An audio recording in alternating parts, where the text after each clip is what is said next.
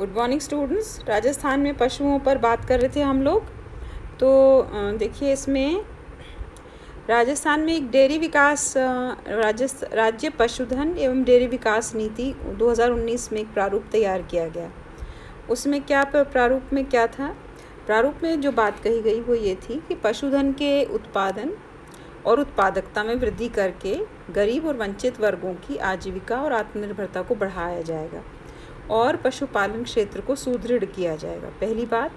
दूसरी बात उसमें कही कि जो पशुओं की उत्पादकता, उत्पादन, उत्पाद प्रसंस्करण, विपणन, गुणवत्ता और सेवाओं के मामले में पशुधन क्षेत्र का समग्र विकास किया जाएगा ताकि पशुधन से प्राप्त आय और रोजगार के अवसरों से अधिकतर लोगों को गुणवत्ता और पोषण सुरक्षा मिल सके।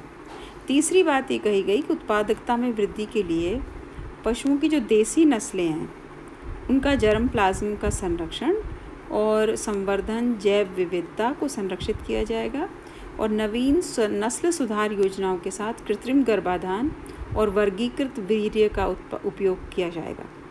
फिर अगली बात ये कही कि सामाजिक, सांस्कृतिक और पारंपरिक तरीकों पर विचार करने के साथ साथ तकनीकी, संस्थागत और नीतिगत हस्तक्षेप के माध्यम से इस क्षेत्र का आधुनिकीकरण किया जाएगा। फिर सामाजिक, आर्थिक रूप से पिछड़े परिवारों, विशेषकर महिलाओं को कृषि पशुपालन के माध्यम से घरेलू आय में वृद्धि दर करके और सशक्त बनाया जाएगा। फिर इसके जो इस राज्य पशुधन नीति 2019 का लक्ष्य और उसके उद्देश्य क्या थे? उसके लक्ष्य और उद्देश्य ये थे कि पशुधन की नीति जो है वो उद्देश्य पर्यावरण की रक्षा और पशु जैव विविधता को संरक्षित करना था, है ना, कि पर्यावरण की सुरक्षा भी हो सके और पशुओं की जो विविधता है, जैव विविधता यानी उनकी नस्लों की विविधता है, उसको संरक्षित रखा जाए और पशुधन का जो उत्पादन और उत्पादकता दोनों को बढ़ाया जाए, यानी कि पशु ज़्यादा भी हो और वो उत्पादकता भी ज़्यादा हो, यानी पर यूनिट भेड़ें हैं तो ज़्यादा ऊन हो, दूध है तो गायों से ज़्यादा दूध हो, भैंसों से ज़्यादा दूध हो, तो उनका चारा अच्छा हो, वो स्वस्थ रहें इत्यादि, है ना। फिर पशु उत्पादक और पशुपालक की आय में सुधार करने के लिए मौजूदा कम लागत वाली उत्पादन प्रणालियों का समर्थन, ताकि जिनमें अधिकांश पशुपालकों में छोटे किसान और महिलाएं हैं, उनकी सामाजिक और आर्थिक स्थिति को सुधार किया जा सके। उत्पादों के प्रसंस्करण और मूल्यवर्धन, यानी उत्पादन जो आता है उसका प्रसंस्करण, यानी कि क्वालिटी वाइज उनकी ग्रेडेशन हो, ए क्वालिटी, बी क्वालिटी, सी क्वालिटी, इस तरह से, और फिर उसी हिसाब से उनको मूल्य उनका मिले, ताकि ये नहीं कि सारे ही चाहे ख़राब क्वालिटी, अच्छी क्वालिटी सब बराबर नहीं करनी है, अच्छी क्वालिटी का उनको उसको ज़्यादा प्रतिफल मिले। इसके लिए मूल्य संवर्धन के लिए नवीनतम प्रौद्योगिकी को उत्पादन को अपनाने के लिए आर्थिक रूप से सक्षम, माध्यम और बड़े व्यावसायिक पशुधन उत्पादक इकाइयों की स्थापना की जाए और विकास को प्रोत्साहित किया जाए। पशु जैव विविधता के संरक्षण को बढ़ावा देने के लिए राज्य में पशुधन और कुक्कुट की महत्वपूर्ण नस्लों का संरक्षण और उनका आनुवांशिक सुधार करना, मवेशी जैसे ऊंट, घोड़े, विशेष ध्यान उन पर देना, पशुओं को देसी नस्लों के संरक्षण को प्रोत्साहित करना, पशुधन की चारे की आवश्यकता को पूरा करना, चारे की संसाधनों में वृद्धि करना, अधिकतम उत्पादकता प्राप्त की जा सके ताकि अच्छा उनको खिलाया पिलाया जाए। फिर विभिन्न प्रकार के रोगों की रोकथाम के लिए विभिन्न प्रकार के कार्यक्रम, चिकित्सा सेवाओं के कार्यक्रम, फिर खाद्य सुरक्षा के लिए अंतर्राष्ट्रीय मानकों के आधार पर गुणवत्तापूर्ण पशुधन उत्पादों के उत्पादन पर ध्यान केंद्रित किया जाए। पशुओं के उत्पाद जैसे दूध और दूध उत्पादों, अंडे, ऊन, मांस आदि के मूल्य संवर्धन को प्रोत्साहित किया जाए।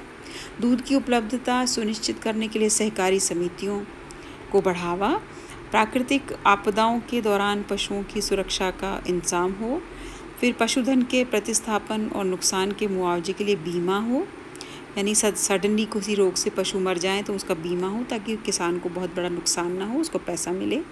जैविक पशुधन उत्पादन तंत्र को विकसित करने के लिए, गुणवत्ता को सुधारने के लिए विभिन्न केंद्र बनाए जाएं। क्षेत्र में बैंकिंग और निवेश को समर्थन, यानी बैंकिंग सिस्टम भी उनको सपोर्ट करे। पशुपालक के द्वार पर उन्नत प्रौद्योगिकी और प्रबंध तकनीक के प्रचार प्रसार के और तरीके अपनाए जाने को सुनिश्चित करें। यानी पशुपालकों को पता होना चाहिए कि नई टेक्नोलॉजी क्या है, उसके हमें क्या फ़ायदे हो सकते हैं, किस प्रकार से पशुओं को मैनेज किया जाए, किस प्रकार से पशुओं को बेहतर क्वालिटी की जाए। तो इन सब की बातें इस प्रोग्राम में कही गई। ठीक है। फिर डेयरी के विकास के लिए ये कहा गया कि डेयरी जो है वो मानक गुणवत्ता मानदंडों के आधार पर वैज्ञानिक तरीके से संगठित क्षेत्र में खरीद बढ़ाने के लिए दुग्ध मार्गों में संग्रह केंद्र स्थापित करने के प्रयास किए जाएंगे। यानी दूध सारा एक जगह आ जाए, कोऑपरेटिव सोसाइटी को और ज़्यादा बढ़ावा दिया जाए और विभिन्न प्रकार के, जैसे आप देखते हैं सरस का दही आता है, सरस का पनीर आता है, सरस के लस्सी आती है। तो ये सब एक किसान तो बनाकर नहीं बेच सकता, लेकिन सारे के सारे किसान सरस को दूध बेच देते हैं और सरस उनके विभिन्न उत्पादन बना के बेच देता है। तो सरस जो डेयरी है वो लाभ कमाने के लिए नहीं है, वो मुख्य रूप से इसलिए है कि किसानों को फ़ायदा हो। ठीक है।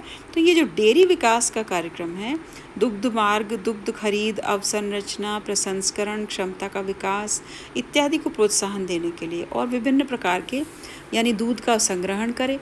तो दूध यहाँ 2-3 तक, 3 दिन तक, 4 दिन तक, 10 दिन तक, 20 दिन तक दूध का पाउडर बना के रख लिया जाता है। तो ये सब एक किसान नहीं कर सकता। तो ये कोऑपरेटिव सोसाइटी जो है, सरस इत्यादि या अमूल है या हर स्टेट की अपनी अलग हैं, तो इसमें प्राइवेट सेक्टर भी बहुत सारे हैं, आपको सुनने को मिलता होगा। क्षीर दूध आता है, लोटस आता है, इस प्रकार से कई प्रकार के दूध और डेयरी प्रोग्राम्स चलाए गए हैं।